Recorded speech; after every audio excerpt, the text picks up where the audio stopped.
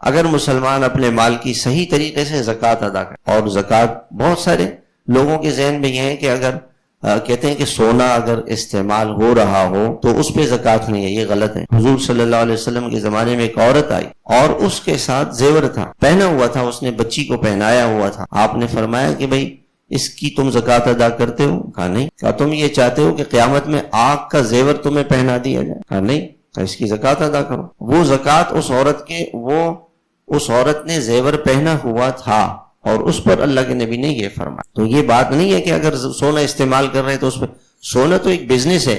اس زمانے کے اندر دو چیزیں ایسی ہیں جو بڑھتی رہتی ہے، پراپرٹی لے لیں آپ یا سونا لے لیں۔ سونا تو ایک بزنس ہے، جیسے پیسہ آپ رکھیں وہ پیسہ بڑھتا رہے گا، تجارت میں اس کو لگا لیں، اس سے فائدہ اٹھا لیں۔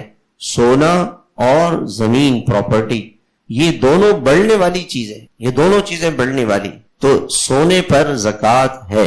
اچھا، بعض لوگوں کے ذہن میں یہ ہے کہ جو سونا 7.5 تولہ ہوگا تو زکوٰۃ ہوگی۔